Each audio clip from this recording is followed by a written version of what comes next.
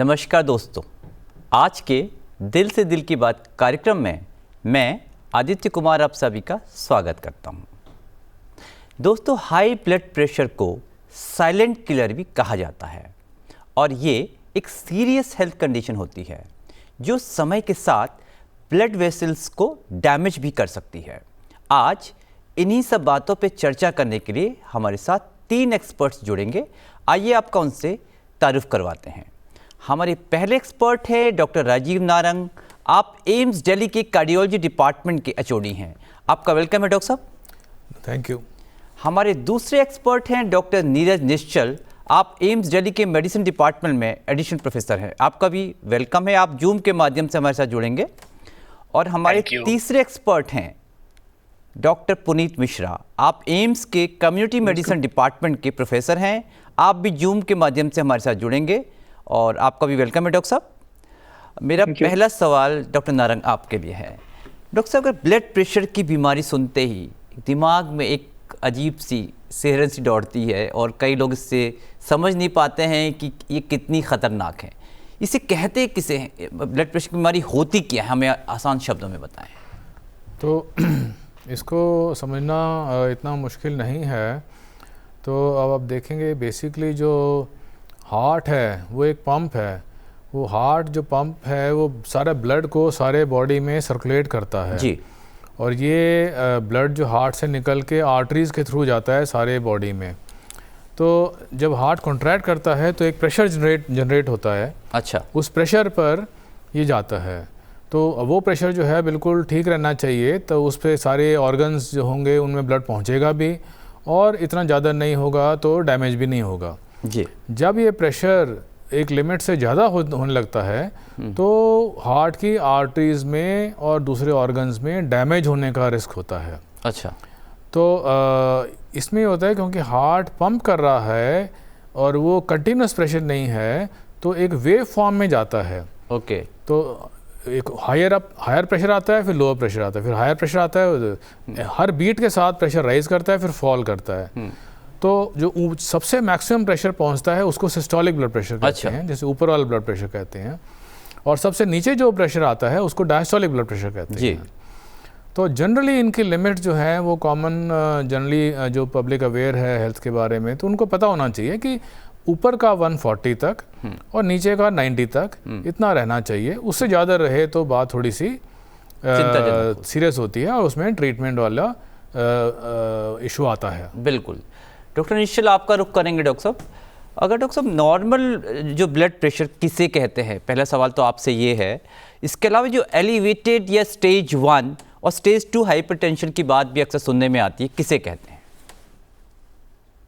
देखिए, जैसे professor Narang sir ने क्लियर किया कि कैसे सिस्टोलिक बीपी यानी ऊपर जो मैक्सिमम ब्लड प्रेशर आइडियली जाता है और एक डायस्टोलिक प्रेशर जो नीचे की तरफ जाता है। नॉर्मली कट ऑफ हम लेते हैं कि 120 के नीचे ऊपर वाला बीपी रहना चाहिए एक आइडियल सिचुएशन में, और नीचे का बीपी जो है वो 80 से नीचे रहे, तो इसको हम बिल्कुल नॉर्मल मानते हैं।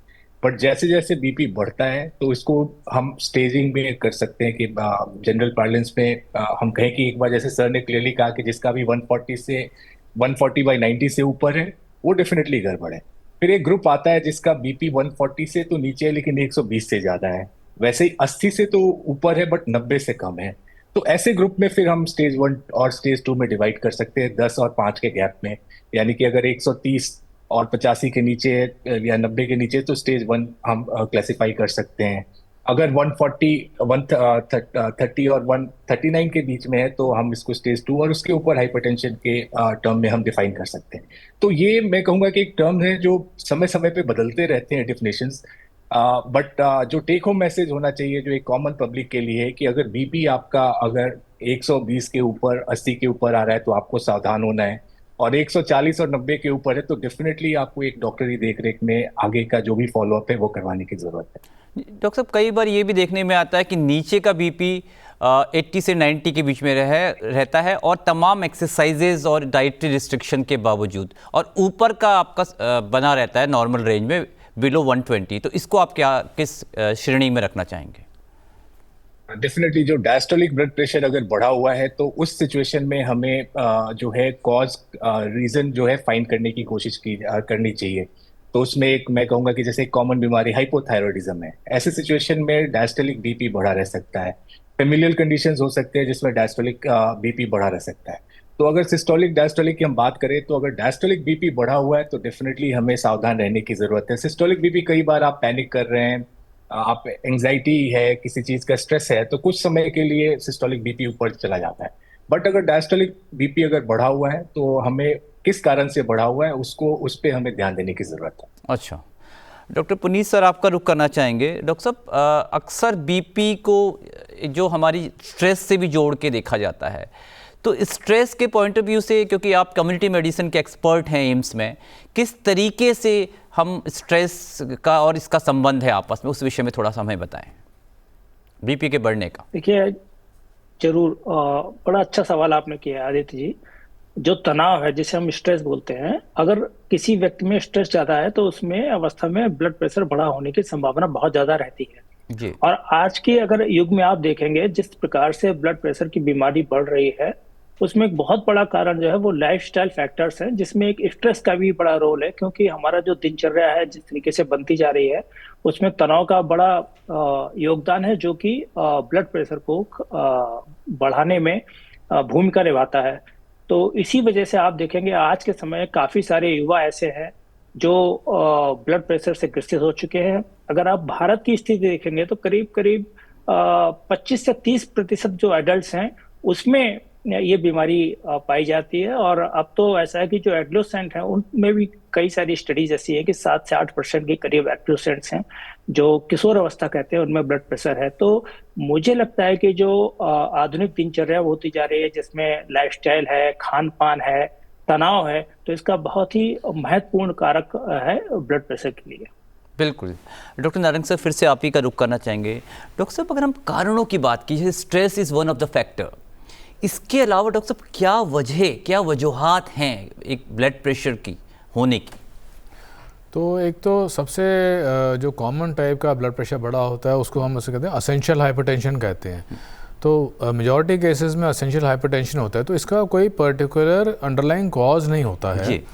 ये जनरली एज के साथ थोड़ा सा बढ़ने का टेंडेंसी होती है, एज के साथ ज़्यादा आता है।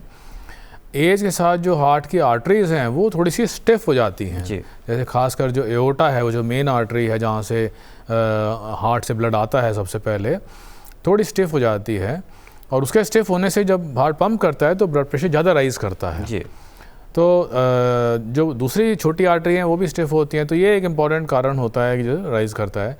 फिर इसमें है कि कुछ फैमिलियल होते हैं कि अक्सर थोड़ा सा फैमिलियल फैक्टर होता है, मैं यही पूछना चाह रहा था। थोड़ा जेनेटिक फैक्टर होता है। फिर एक होता है कि सॉल्ट इंटेक अगर ज़्यादा हो, जो लोग सॉल्ट ज़्यादा खाते हैं तो उनको ये टेंडेंसी होती है ब्लड ज़्यादा होने की, क्योंकि सॉल्ट से बॉडी में फ्लूइड रिटेन होता है। तो ज़्यादा फ्लूइड रिटेन होगा, ब्लड वॉल्यूम ज़्यादा बढ़ेगा, तो फिर प्रेशर भी ज़्यादा बढ़ जाता है जी। तो फिर है जैसे बताया कि भाई स्ट्रेस से क्या होता है, कैटेकोलमीज रिलीज होती हैं बॉडी में, एपिनेफ्रिन, नॉर एपिनेफ्रिन। तो उससे जो होती है ब्लड वेसल थोड़ी कंस्ट्रिक्ट होती हैं, तो कंस्ट्रिक्ट होती हैं तो उसके अंदर प्रेशर बढ़ता है जी। तो ये जो असेंशियल हाइपरटेंशन में ये कुछ सारे फैक्टर्स हैं जो कि आते हैं। दूसरा एक इम्पॉर्टेंट है, लगभग 10-15% पेशेंट्स में एक अंडरलाइंग कॉज होता है हाई ब्लड प्रेशर का, उनको हम कहते हैं सेकेंडरी हाइपरटेंशन। अच्छा। तो उसमें सबसे कॉमन कॉज जो होता है वो है क्रॉनिक किडनी डिजीज़। अच्छा। तो जिन पेशेंट्स को किडनी डिजीज़ होती है उनके अक्सर उनका ब्लड प्रेशर ज़्यादा होता है, उनको बीपी कम करने की दवाइयाँ देनी पड़ती हैं। फिर दूसरे भी कारण हैं, जैसे कई एंडोक्राइन डिसऑर्डर्स होते हैं, हाइपोथायराइडिज्म का बताया आपको अभी, कुशिंग सिंड्रोम है जी, फियोक्रोमोसाइटोमा है, एड्रिनल के ट्यूमर्स हैं, ये इस तरह के। तो इस तरह से कुछ और कंडीशंस भी हैं। फिर कुछ कंडीशन है जिसमें जो एओर्टा है उसमें थोड़ी नैरोइंग आ जाती है, यानी कि ब्लॉकेज, ऑब्स्ट्रक्शन आ जाती है। अच्छा। तो उसकी वजह से भी उसके जो प्रॉक्सिमल एरिया होता है वहाँ पे ब्लड प्रेशर बढ़ा हुआ होता है। तो इसलिए जब भी पेशेंट कोई आता है हार्ट हाइपरटेंशन का, खासकर अगर उसका बीपी जल्दी कंट्रोल ना हो पा रहा हो, तो उसमें ज़रूर बाकी चीज़ें सेकेंडरी कॉज रूल आउट करने होते हैं। तो ये एक इम्पॉर्टेंट चीज़ है जो कि समझनी चाहिए। बिल्कुल। डॉक्टर निश्चल, आपका रुख करेंगे। डॉक्टर साहब, ये आम तौर पे जैसे कि डॉक्टर नारंग ने बड़े अच्छे से बताया कॉजेज़ के बारे में, जो जेनेटिक्स का भी इसमें एक रोल डॉक्टर साहब ने बताया, तो क्या अगर पेरेंट्स में से, अगर माँ बाप में से एक को है तो उनकी संतानों में कितना होने की संभावना है? और ब्लड प्रेशर को एक साइलेंट डिजीज़ भी माना जाता है, तो किस तरीके से ये हमारी ब्लड वेसल्स को नुकसान पहुँचाती है, इस बारे में हमें बताएं। देखिए, जो जेनेटिक कॉज है वो कितना पेनिट्रेट करेगा एक पर्टिकुलर जनरेशन में, ये पहले से प्रेडिक्ट करना मुश्किल है। इसलिए हम ऐसे लोगों में कहते हैं कि सावधानी बरतिए, आप अपना लाइफस्टाइल ठीक रखिए, समय समय पे बीपी मेजर कराते रहिए, क्योंकि ऑफ कोर्स आपने कहा ये साइलेंट किलर है, क्योंकि ये सिम्टम्स इसके इतने क्लियर दिखते नहीं है, और जब तक दिखने शुरू होते हैं यूजुअली कोई ना कोई एंड ऑर्गन डैमेज हो चुका होता है या कोई ऐसी परेशानी खड़ी कर चुका होता है जो कि रिवर्सिबल नहीं होता है। तो ये कहना कि किसी की फैमिली में है उसको 100% होगा, 50% होगा, ये वेरी कर सकता है। तो एग्जैक्ट परसेंटेज बताना किसी भी फैमिली में मुश्किल होता है, बट ऑन एन एवरेज 30 से 70% फैमिली में ये जा सकता है। जिसकी फैमिली में अगर हो गया तो उसके लिए तो ये 100% हो गया। तो अगर फैमिली में आपको किसी को परेशानी है बीपी की तो आपको सावधानी है, पेरेंट्स की बात कर रहे हैं, अगर है तो डेफिनेटली आपको सावधानी रखने की जरूरत है।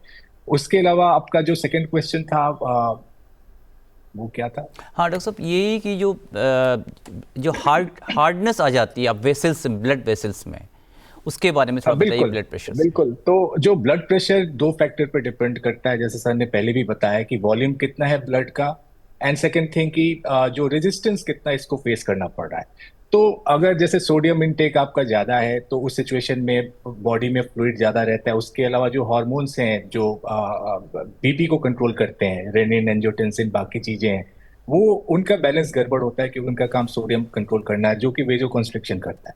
वेजो कंस्ट्रिक्शन का मतलब कि हार्ट को एक ज्यादा रेजिस्टेंस के अगेंस्ट ब्लड पंप करना पड़ रहा है, जिसके चलते उसको प्रेशर ज्यादा लगाना पड़ रहा है, उसके चलते बीपी बढ़ता है। उसके अलावा अगर खान पान में, अगर जैसे फैमिली जेनेटिक प्रॉब्लम है तो उसमें जो लिपिड प्रोफाइल ये सब गड़बड़ होता है, तो उसके चलते जो हमारे आर्टरीज में जो डिपोजिशन होता है, फैट डिपोजिशन, जो प्लाक्स कहते हैं, एथेरोस्क्लेरोसिस जिसके बारे में हम कहते हैं, वो जो ल्यूमेन है जो आर्टरी का उसको नैरो करेगा तो रेजिस्टेंस बढ़ेगा। तो इस तरह से ये पैथोफिजियोलॉजी है कि किस वे में ऐसे सिचुएशन में जेनेटिक कॉज है या लाइफस्टाइल के चलते जो बीपी बढ़ रहा है, तो क्यों बढ़ रहा है। बिल्कुल डॉक्टर साहब, यहीं पे एक सवाल ये भी उठता है कि जो कोलेस्ट्रॉल की, अक्सर डॉक्टर साहब ये बोलते हैं, अगर आप किसी डॉक्टर के पास जाएं, कि बीपी और आपका जो शुगर है और साथ में कोलेस्ट्रॉल है, तीनों लेवल अंडर कंट्रोल में आप रखिए। तो डॉक्टर साहब, क्या इससे भी हार्ट हेल्थ प्रभावित होती है अगर ये डिरेंज रहें? बिल्कुल, कुछ लोगों का जेनेटिक प्रीडिस्पोजिशन होता है कि जिनका कोलेस्ट्रॉल गड़बड़ हो सकता है। उसके अलावा अगर आपका हेल्दी खान पान तरीका नहीं है, चाहे आप डाइट में ज्यादा फैटी चीजें ले रहे हैं या फिर ज्यादा मीठी चीजें ले रहे हैं, मीठी चीजें का मतलब कि एनर्जी अगर एक्स्ट्रा बॉडी में जा रही है तो अल्टीमेटली वो फैट में कन्वर्ट होकर स्टोर होगा। तो सिर्फ चिकनाई वाली चीजें ही नहीं, बल्कि मीठी चीजें उतनी खराब है हमारे हेल्थ के लिए, बीपी के पॉइंट ऑफ व्यू से भी। तो एक बैलेंस डाइट जिसमें एक्सेस फैट या एक्सेस स्वीट चीजें ना हो, एक हेल्दी लाइफस्टाइल के लिए बहुत जरूरी है। बिल्कुल, तो हमें छोटी बातें हैं बट बहुत महत्वपूर्ण बात है। डॉक्टर नारंग, आप कुछ कहना चाह रहे थे? डॉक्टर साहब नहीं, मैं कहता कि जो बात आती है कि आप जैसे शुरू में पूछा कि इससे कहीं कि हार्ट की में एथेरोस्क्लेरोसिस ना हो जाए, तो एथेरोस्क्लेरोसिस जो है उसके जो रिस्क फैक्टर्स हैं वो पता होने चाहिए जी। इम्पॉर्टेंट पार्ट है हेल्थ एजुकेशन का, हेल्थ अवेयरनेस का। तो उसके 4 बहुत इंपॉर्टेंट फैक्टर्स होते हैं जो एथेरोस्क्लेरोसिस करते हैं जी। तो उसमें पहला है हाइपरटेंशन, जिसकी हम आज बात कर रहे हैं, हाई ब्लड प्रेशर या हाइपरटेंशन। दूसरा है डायबिटीज़, शुगर की बीमारी, शुगर की हम बात कर रहे हैं। तीसरा है स्मोकिंग जी। स्मोकिंग सबसे इम्पॉर्टेंट है, जनरली हम उसको नंबर 1 बोलते हैं, बिल्कुल, क्योंकि इसको प्रिवेंट कर सकते हैं जी। स्मोकिंग बंद कर दें तो बहुत सारा रिस्क जो होता है हार्ट डिजीज होने का, एथेरोस्क्लेरोसिस होने का, और सिर्फ एथेरोस्क्लेरोसिस हार्ट डिजीज नहीं करता है, इट ब्रेन स्ट्रोक भी करता है। बिल्कुल, तो ये 2 इंपॉर्टेंट कंडीशन जो है जो मोर्टेलिटी और मॉर्बिडिटी करती हैं वो इससे कंट्रोल हो जाएंगे अगर हम स्मोकिंग बंद कर दें। और बहुत लोगों ने, जो लोग हेल्थ अवेयर हैं, उन्होंने तो बंद कर भी दिए हैं। बिल्कुल, तो अब जैसे आजकल कहते हैं कि the sitting is the new smoking. बिल्कुल डॉक्टर, तो वो इसलिए क्योंकि लोगों ने स्मोकिंग तो बंद कर दिया, तब उनको पता लग रहा है कि जो प्रोलॉन्ग सिटिंग है कि हम सारा दिन बैठे रहते हैं, बैठे बैठे काम करते हैं ऑफिस वगैरह में, तो वो ही हमारी सेहत खराब कर रहा है। कि बीच में थोड़ा एक्सरसाइज करनी चाहिए, थोड़ा चलते फिरते रहना चाहिए, तो वो इम्पॉर्टेंट चीज़ है। बिल्कुल। अच्छा, चौथा जो मैं बता रहा रिस्क फैक्टर, जो इम्पोर्टेंट रिस्क फैक्टर है, वो है हाई कोलेस्ट्रॉल जी। तो ये 4 जो इम्पोर्टेंट रिस्क फैक्टर्स हैं, तो तभी इन सब की बात हो रही थी। खाने में डाइट का कंट्रोल रखें, शुगर कम खाएं, सॉल्ट कम खाएं। तो जनरली डाइट का सिंपल प्रिंसिपल है सॉल्ट, शुगर और फैट, ये 3 चीज़ें अगर हम कम रखें तो उसमें फ़ायदा रहता है। सॉल्ट से ब्लड प्रेशर कम रहता है, शुगर से ब्लड शुगर कम रहती है, डायबिटीज़ का रिस्क कम रहता है, और फैट कम रहने से एथेरोस्क्लेरोसिस होने का, कोलेस्ट्रॉल होने का। हमारी हिंदी में कहावत भी है, नमक, चीनी, तेल, बहुत बढ़िया। तीनों चीज़ें जो हैं आप थोड़ा एक प्रॉपर मैनर में लीजिए, कब जितना कम हो सके, जितनी ज़रूरत है उसी के मुताबिक लीजिए। वही आपका संदेश था डॉक्टर साहब। मैं अभी डॉक्टर साहब से इसमें ये भी पूछना चाहेंगे, अगर हम कोलेस्ट्रॉल की बार बार जिक्र आ रहा है, तो कोलेस्ट्रॉल का कई लोग डॉक्टर साहब एलडीएल और टोटल कोलेस्ट्रॉल 200 के नीचे अमूमन माना जाता है। अगर हेल्दी इंडिविजुअल है तो कितना होना चाहिए एलडीएल और ये टोटल कोलेस्ट्रॉल? तो ये ऐसे एक फैक्टर, एक तो चीज़ नोट करने वाली बात है कि जो कोलेस्ट्रॉल एक तो पहले टोटली करते थे, लेकिन आजकल लेबॉर्ट्री सारे उसकी सब फ्रैक्शंस है वो सब कर लेती हैं। तो एलडीएल हो, वीएलडीएल हो, एचडीएल हो, तो ये सब कर लेते हैं। उसमें एक बात यह है कि एचडीएल जो होता है वो थोड़ा अच्छा कोलेस्ट्रॉल होता है, वो अगर लेवल हाई रहे तो ज़्यादा अच्छा रहता है। बिल्कुल। बाकी कोलेस्ट्रॉल जो होते हैं थोड़े वो अच्छे नहीं होते हैं, और उन सब में भी एलडीएल जो है वो सबसे इम्पॉर्टेंट है। तो एलडीएल लेवल जितना कम रहे उतना अच्छा है। तो उसमें अब ये देखते हैं कि एक तो कोई ऐसा पर्टिकुलर लेवल जो है फिक्स नहीं है, ये डिपेंड करता है कि पर्सन की एज क्या है। जैसे जैसे एज बढ़ती है हम चाहते हैं कि एलडीएल को कम रखा जाए, क्योंकि उनमें रिस्क ज़्यादा बढ़ा हुआ होता है एज बढ़ने के साथ। राइट। और दूसरा है कि जैसे पेशेंट को कुछ और रिस्क फैक्टर हैं, लाइक डायबिटीज़ भी है, मान लीजिए ब्लड प्रेशर भी है, तो हम उनको एलडीएल उनका और कम करने की कोशिश करते हैं। जिन पेशेंट्स को हार्ट डिजीज़ हो जाती है उनको हम बहुत ही कम रखने की कोशिश करते हैं। आजकल तो 55 से भी कम ले जाते हैं जिन पेशेंट को हार्ट अटैक हुआ होता है। तो जनरली सोचा जाए कि कोई अगर यंग पर्सन है और यंग हेल्दी पर्सन जिसको कोई और बीमारी नहीं है, तो उसका हम कहते हैं कि अप टू 130 भी रहे ठीक है, हम दवाइयाँ नहीं शुरू करते हैं। कोई अबाउट 60 ईयर्स का है, 55-60 ईयर्स का है, उसको हो सकता थोड़ा बीपी हो रहा है, तो उसको हम ट्राई करते हैं कि 110-100 से कम रहे। तो जिस एलडीएल जो है, तो फोकस एलडीएल पर सबसे ज़्यादा रहता है। अच्छा। और जिस पेशेंट किसी को हार्ट डिजीज हुई हो तो उनको, जैसे मैं बताया, बहुत ही कम करते हैं, ट्राई करते हैं कि 55-50 से कम आ जाए। डॉक्टर पुनीत सर, आपका रुख करेंगे। आपने बहुत काम किया है योगा के क्षेत्र में और आप प्रिवेंटिव एस्पेक्ट पे काफ़ी काम कर रहे हैं डॉक्टर साहब। इस विषय में हमें बताएं कि किस तरीके से हम बीपी को प्रिवेंट कर सकते हैं या इसके कॉम्प्लिकेशंस को। देखिए, सबसे जरूरी चीज ये है, जैसे अभी हमारे साथ डॉक्टर नारंग या डॉक्टर निश्चल ने भी कुछ चीजों पर जोर दिया, जिसमें डाइट के बारे में बताया, दवाइयों के बारे में बताया, रिस्क फैक्टर्स के बारे में बताया। तो ये हमें समझना जरूरी है कि इसके रिस्क फैक्टर्स क्या हैं। तो रिस्क फैक्टर को हम 2 चीजें बांट सकते हैं, एक मॉडिफाइबल है, एक नॉन मॉडिफाइबल है। जो नॉन मॉडिफाइबल है उसमें हम चेंज नहीं कर सकते, जैसे आपका जेंडर है, आपकी एज है या फैमिली हिस्ट्री है। बट जो मॉडिफाइबल रिस्क फैक्टर्स हैं, अगर उसमें हम कुछ चेंज लाएं तो जरूर हमें आराम रहेगी। जैसे कि सबसे इंपॉर्टेंट चीज है, जिसपे अभी डॉक्टर नारंग ने भी एम्फेसिस दिया है, डॉक्टर निश्चल ने भी एम्फेसिस दिया है, वो आपकी डाइट है, आपका खान पान है कि आप क्या खाते हैं, किस तरीके की डाइट आपको अपनी दिनचर्या में रखनी है। उसके बाद ये है कि आपको मोटापा नहीं होने देना। ओबेसिटी जो है बहुत ही इंपॉर्टेंट इसमें एक एस्पेक्ट आता है जी। फिर आता है कि शराब का जो सेवन है और तंबाकू का सेवन है, ये आपके लिए नुकसानदायक है, इसको हमें नहीं करना है। फिर हमें ये करना है कि हम कितनी एक्सरसाइज करें। प्रतिदिन हमें एक्सरसाइज करना बहुत जरूरी है। जो WHO रिकमेंड करता है वो ये कहता है कि मॉडरेट अगर इंटेंसिटी की हम एक्सरसाइज करते हैं तो कम से कम 30 मिनट प्रतिदिन करें, और सप्ताह में कम से कम 150 मिनट तक हम एक्सरसाइज करें, तो ये फायदेमंद रहेगी। तो जो इसका प्रिवेंशन की जहां तक बात करते हैं, तो हमें जो रिस्क फैक्टर्स हैं उनको समझना पड़ेगा, और उनके लिए हमें ये कोशिश करनी पड़ेगी कि उन रिस्क फैक्टर से हम दूर रहें। बिल्कुल। अभी अगर किसी को अगर हाइपरटेंशन है तो उनके लिए डाइटरी अप्रोचेस हैं। एक डाइट कही जाती है, डैश डाइट बोलते हैं, dietary approaches to stop hypertension, DASH. तो उसमें वही सारी चीजें आती हैं कि आपको फ्रूट्स एंड वेजिटेबल्स की मात्रा को ज्यादा करना है, आपको फैट कम करना है, आपको शुगर्स कम करनी है, आपको ये जो तली भुनी चीजें हैं उनको कम करना है, फ्रेश वेजिटेबल्स फ्रूट्स को बढ़ावा देना है, नट्स आप खा सकते हैं, जो हेल्दी डाइट्स हैं। तो जब आप चिकित्सक के पास जाते हैं तो 2 तरीके की अप्रोचेस यूजली काम में लाते हैं। अगर आपको शुरुआत है अभी ब्लड प्रेशर की, और जो आपकी डाइटरी इंटरवेंशन से, लाइफ स्टाइल इंटरवेंशन से कंट्रोल हो सकती है, तो जी उन इंटरवेंशन को सबसे पहले अपनाते हैं। अगर उससे कंट्रोल हो जाता है तो बहुत अच्छी बात है। अगर नहीं कंट्रोल होता तो उसके साथ साथ जो उचित चिकित्सा है कि कौन सी दवाई स्टार्ट करनी है, कई सारी दवाइयां हैं, जी और व्यक्ति की जो स्थिति है उस हिसाब से उसको डिसाइड करते हैं।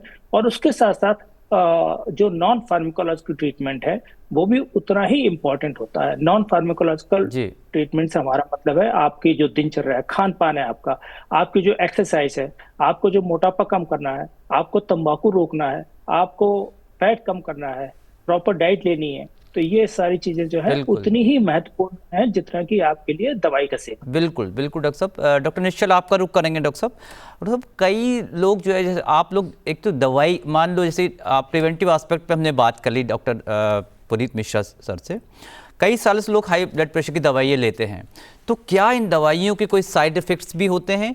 और अगर लॉन्ग टर्म की बात करें डॉक्टर साहब, और क्या मौसम के अनुसार इनकी डोजेज आप बदलते रहते हैं? और आपने कोरोना के वक्त भी, हमें काफ़ी केसेस ऐसे आए हैं जिनको हाई कार्डियक अरेस्ट की जो केसेस हैं काफ़ी देखने में आ रहे हैं, तो उस विषय में हमें बताएं कि कोरोना की वजह से भी क्या हार्ट हेल्थ पे कोई फ़र्क आया, कोई चेंज आया, उस विषय में हमें आप बताएं। देखिए, जहां तक दवाई की बात है कि आप जो भी दवाई लेते हैं उसके कुछ ना कुछ छोटे मोटे साइड इफेक्ट्स होते हैं, लेकिन हमें जो बेनिफिट है और जो साइड इफेक्ट है उनको वेइ इन करना पड़ता है। अगर माइनर से साइड इफेक्ट है किसी दवाई के और पेशेंट का बीपी कंट्रोल है तो हम इनकरेज करते हैं कि ओके आप इस दवाई पे रहिए। लेकिन अगर साइड इफेक्ट ज्यादा है, जैसे एक एस इनहिबिटर्स होते हैं, उनमें कई बार लोगों को खांसी की शिकायत होती है, कुछ कैल्शियम चैनल ब्लॉकर्स है जिनके चलते लोगों के पैरों में स्वेलिंग आ सकती है। तो अगर वो टॉलरेबल है तो हम उस पर कंट्रोल करेंगे, अगर नहीं है तो डेफिनेटली हमें दवाई बदल के कुछ और देना पड़ेगा। हाँ, अगर कोई लॉन्ग टर्म से एक ही दवाई पे स्टेबल है तो कोई रीजन नहीं है चेंज करने का, अनलेस कि उसका बीपी उससे कंट्रोल नहीं हो रहा है या उसके चलते कुछ ऐसे साइड इफेक्ट्स आ गए हैं जो कि मैनेज नहीं हो रहे हैं। तो मैं कहूंगा जो लॉन्ग टर्म एक ही दवाई पे स्टेबल है उनको चेंज करने का कोई रीजन नहीं होना चाहिए, अनलेस कि उन्हें कोई और परेशानी हो रही है या डॉक्टर को लगता है कि वो चेंज करना है। जहां तक कोविड-19 रिलेटेड हार्ट से रिलेटेड प्रॉब्लम्स की बात है, मैं कहूंगा कि अभी तक कोई बहुत क्लियर कट एविडेंस नहीं है कि सभी में ये परेशानी शुरू हो चुकी है। देखिए, पॉपुलेशन में एक वल्नरेबल पॉपुलेशन हमेशा होता है जिसमें अनडायग्नोस्ड प्रॉब्लम्स हार्ट की होती है, जो कॉमनली, जैसे एक कंडीशन होता है एचओसीएम, जो स्पोर्ट्स पर्सन, स्पेशली जो प्रोफेशनल स्पोर्ट्स पर्सन होते हैं, जैसे फुटबॉलर्स होते हैं, उनमें काफी एक्टिवली चेक किया जाता है। फिर भी कुछ केसेस मिस हो जाते हैं और कई बार वैसे प्लेयर्स जो है अचानक पिच पे कोलैप्स हो जाते हैं। किसी के कंडक्शन डिफेक्ट्स होते हैं जो कि नहीं पहले से पता है। ऐसे लोगों में अगर कुछ भी ऐसा स्ट्रेसफुल सिचुएशन होता है, उसके चलते अगर कुछ ऐसा कार्डियक इवेंट होता है, उसको हम सीधा कोविड से लिंक कर दें, मुझे नहीं लगता कि बिल्कुल वो सही है। जो लाइफस्टाइल, जैसे डॉक्टर नारंग और डॉक्टर पुनीत दोनों ने बात की कि लाइफस्टाइल हमारा इतना बेकार हो चुका है आजकल, जो sitting is the new smoking, जैसे सर ने भी बिल्कुल कहा। तो ये सेडेंट्री लाइफस्टाइल, जो हम फास्ट फूड खाना शुरू कर रहे हैं, स्क्रीन टाइम बढ़ रहा है, लाइफ में जो स्ट्रेस बढ़ रहा है, बिल्कुल एंड दूसरी बात कि आजकल कहीं भी कोई ऐसा इंसिडेंस होता है वो तुरंत हाईलाइट हो जाता है न्यूज चैनल के थ्रू, व्हाट्सएप, सोशल मीडिया के थ्रू। तो ये सारी चीजें पिक हो रही हैं। तो ये कहना कि कोविड के चलते जी हार्ट रिलेटेड प्रॉब्लम्स बढ़ गए, मैं कहूँगा बहुत प्रीमेच्योर है बिल्कुल और इसके डॉक्टर लिए निश्चल, बहुत बहुत ज्यादा। अच्छे से आपने बताया। अब लगभग समय हमारा समाप्त हो चुका है। डॉक्टर नारंग, आपसे हम ये पूछना चाहेंगे, हाई ब्लड प्रेशर की वजह से किस प्रकार हार्ट अटैक के जो केसेस हैं, किस प्रकार हार्ट अटैक या हार्ट फेलियर होता है, उसी में अपना मैसेज भी आप हमें कम शब्दों में बता दें। राइट, तो ये बहुत इंपॉर्टेंट है, हाई ब्लड प्रेशर को इग्नोर ना करें। आजकल ब्लड प्रेशर की मशीनें आराम से अवेलेबल हैं, डिजिटल मशीनें होती हैं। तो गोल्ड स्टैंडर्ड तो मरकरी वाला ही है, लेकिन डिजिटल मशीनों का एडवांटेज है कि घर पे आप रिकॉर्ड कर सकते हैं, कोई भी आराम से रिकॉर्ड कर सकता है। और जैसे मैंने शुरू में कहा कि जो 140/90 का वो है, वो चीज़ याद रखें। 140 से 90 से ऊपर हो तो आप अपने डॉक्टर से मिल लें कि हो सकता है आपको ट्रीटमेंट की ज़रूरत हो जी, और कुछ उस टाइम वो टेस्ट भी कराएंगे। अगर मान लीजिए 160 से ज़्यादा है तो आपको उसी टाइम थोड़ा जाना चाहिए जी। और 180 ज़्यादा है तो आपको किसी हॉस्पिटल के इमरजेंसी में जाना चाहिए। अच्छा तो ये थोड़ा सा नंबर्स इंपॉर्टेंट हैं जी, कि क्योंकि इसमें दिक्कत होती है। तो लॉन्ग टर्म क्या है, तभी इसको साइलेंट किलर कहते हैं कि लॉन्ग टर्म जब ब्लड प्रेशर ज़्यादा रहता है तो उससे हार्ट की आर्टरीज में डैमेज होता है। जी। प्लाक जम जाता है जी और वो कभी कभी अचानक प्लाक रप्चर कर जाता है जी। और जब रप्चर करता है तो वहाँ पे ब्लड क्लॉट बन जाता है और हार्ट का फ्लो वहाँ पे रुक जाता है। तो उसे इरिवर्सिबल नहीं में ये एक बार डैमेज हो गया उसको हम वापस कर सकें कोई तो है? ये उसमें क्या है कि जब हार्ट का फ्लो जहाँ बंद हो जाता है तो वो जो अगर वो हार्ट की आर्टरी में बंद हुआ, कॉर्नरी आर्टरी में बंद हुआ, तो हार्ट का मसल डेड हो जाता है जी। तो उससे फिर पेशेंट को हार्ट अटैक होता है, Revive पेशेंट को नहीं जोर होता। से दर्द होता है। उसमें यह है कि अगर पेशेंट जल्दी हॉस्पिटल पहुंच जाए, इमरजेंसी पहुंच जाए और उसको या तो दवाइयाँ दी जाएं ताकि उसका जो ब्लड क्लॉट है उसको लाइज करा जाए, उसको डिज़ोल्व किया जाए दवाइयों से, या फिर उसकी एकदम एंजियोप्लास्टी करी जाए, वो नस खोली जाए ताकि ब्लड फ्लो फिर से रिस्टोर हो जाए, तो फिर उसमें मसल, हार्ट का मसल जो है वो बच जाता है। बिल्कुल। और ज़्यादा लेकिन लंबा ब्लॉक रहा और पेशेंट को इलाज ना मिल पाया, जैसे आपको पता है हार्ट अटैक के अंदर परमानेंट डैमेज हो सकता है, बाद में हार्ट फेलियर हो सकता है और शुरू में डेथ भी हो सकती है। तो समय पे पहुंचना तो ये बेहद सब। आवश्यक और है। इसी तरह अगर ये ब्रेन की आर्टरी में होता है तो मरीज को स्ट्रोक हो जाता आपने है, बताया था, तो उसको फिर पैरालिसिस हो जाएगा, जी, हाफ ऑफ जी, बॉडी का पैरालिसिस हो जाएगा। बिल्कुल डॉक्टर तो ये दिक्कतें हैं, इसलिए ब्लड प्रेशर इग्नोर बिल्कुल नहीं करना बिल्कुल नहीं करना चाहिए, जैसे स्पष्ट तौर पे हमारे प्रोफेसर नारंग बता रहे हैं। डॉक्टर निश्चल, आप अपना मैसेज क्या देना चाहेंगे हाई ब्लड प्रेशर के जो किस तरीके से इसके जो मरीज़ हैं वो उनको क्या एहतियात बरतनी चाहिए? देखिए, हमने जैसे बात की कि जो भी मरीज हैं उनको अपने सेहत पे खासकर, जैसे मौसम के बारे में आपने कहा था, जो मौसम चेंज होता है, स्पेशली चाहे काफी गर्मी के दिन में कुछ हम दवाइयाँ देते हैं, जैसे सोडियम शरीर में कम होता है, तो वैसे लोग गर्मी में खासकर ध्यान रखें क्योंकि सोडियम बहुत ज्यादा कम होने से भी परेशानी हो सकती है। वैसे ही ठंड के मौसम में जो है कई बार ठंड के चलते जो वेजो कॉन्स्ट्रिक्शन होता है उसके चलते बीपी बढ़ सकता है, तो ठंड में अपने आप को उसके हिसाब से बचा के रखना पड़ेगा। खान पान पे ध्यान रखने की जो बात की हमने वो ध्यान रखना पड़ेगा। तो मैं कहूंगा कि सावधानी अगर बरती जाए तो एक बीपी कंट्रोलेबल बीमारी है, हम इसको पूरी तरह से हो सकता है शायद ठीक ना कर पाए हमेशा के लिए, बट अगर दवाइयां हम ठीक से ले तो इसके होने वाले जो कॉम्प्लिकेशंस है, जो परेशानियां, वो डेफिनेटली बचा सकते हैं। तो एक हेल्दी लाइफस्टाइल काफी परेशानियों से आपको बचा सकता है। बिल्कुल बिल्कुल। डॉक्टर मिश्रा सर, आपका रुख करेंगे। डॉक्टर साहब, आमतौर पे क्या जो मानसिक अशांति उस वजह से भी बीपी के बढ़ने की संभावना बनी रहती है? और मेडिटेशन में आपने काफ़ी काम किया है, उस विषय में हमें थोड़ा सा जानकारी दें, किस तरीके से हम अपने बीपी को नेचुरल तरीकों से कंट्रोल कर सकते हैं या आगे बढ़ने से रोक सकते हैं? जी बिल्कुल। और सबसे, जैसे आपने शुरुआत में ही पूछा था, तनाव का रोल क्या है, स्ट्रेस का रोल क्या है, तो जरूर अगर शरीर में अशांति है, मानसिक अशांति है, आपको तनाव है, स्ट्रेस है, तो जरूर ये ब्लड प्रेशर के ऊपर अफेक्ट करता है। जहाँ तक मेडिटेशन, योगा और फिजिकल एक्टिविटी का है, बहुत इंपॉर्टेंट रोल है ब्लड प्रेशर में कंट्रोल करने के लिए। जो शुरुआत के मामले होते हैं, जब आपका बिल्कुल मामूली तौर पे ब्लड प्रेशर बढ़ा हुआ है, तब आप, जैसे मैंने बताया, खान पान से और इन सारी चीज़ों से आप कंट्रोल कर सकते हो। लेकिन अगर एक लिमिट से ज़्यादा है तो दवाइयों की भी उतनी ही आवश्यकता है। मैं यहाँ पे यही कहूँगा कि अगर ध्यान को, मेडिटेशन को अगर हम अपना रोज का एक नियम बना लें तो उससे तनाव में मुक्त रहने में बहुत ज़्यादा सहायता मिलती है। और अगर आप तनाव मुक्त रहते हैं तो अवश्य इसका ब्लड प्रेशर को नॉर्मल रखने में इसका बहुत बड़ा जो उपयोग है वो है। दूसरी चीज है कि बहुत सारे व्यक्ति कई बार पूछते हैं कि योगा का क्या रोल हो सकता है। जी, योगा का बहुत अच्छा रोल है और आपका जो तनाव है उसको संतुलित रखेगा, ब्लड प्रेशर को संतुलित रखेगा। लेकिन इसमें एक बहुत ही आवश्यक चीज ये है कि आप किसी एक्सपर्ट से ही परामर्श करने के बाद योगा करें, क्योंकि कई सारे ऐसे पोस्चर्स हैं जो आपको फायदे की जगह नुकसान पहुंचा सकते हैं। जैसे शीर्षासन है, सर्वांगासन है। अगर ब्लड प्रेशर का मरीज शीर्षासन करेगा, सर्वांगासन करेगा, तो ये उसके लिए नुकसानदायक साबित हो सकता है। तो ये बहुत जरूरी है कि आप जब अगर योग करना चाहते हैं तो आप एक्सपर्ट से बात कीजिए। ध्यान और प्राणायाम को अगर आप अपनी दिनचर्या में शामिल करेंगे तो अवश्य आपको ब्लड प्रेशर में काफी लाभ मिलेगा। और मैं तो ये कहूंगा, ब्लड प्रेशर में और भी कई सारी ऐसी शारीरिक जो व्याधियां हैं, जो बीमारियां हैं, उसमें भी आपको अवश्य आराम मिलेगा। तो ध्यान को और प्राणायाम को अपने दिनचर्या का एक हिस्सा जरूर बनाएं। बिल्कुल, बहुत अच्छे से डॉक्टर मिश्रा, और आप तीनों का मैं शुक्रिया अदा करना चाहूँगा, अपने तीनों एक्सपर्ट्स का। दोस्तों, हमारा हमेशा यही प्रयास रहता है कि हम आपको आपके स्वास्थ्य के विषय में सही जानकारी प्रदान करें। इसी क्रम में हमने आज का कार्यक्रम प्रस्तुत किया। आशा है कि आपको हमारा आज का कार्यक्रम अच्छा लगा होगा। इसी के साथ मैं फिर से अपने तीनों एक्सपर्ट्स का शुक्रिया अदा करते हुए आपसे विदा लेता हूं।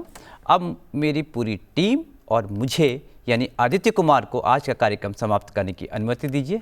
नमस्कार।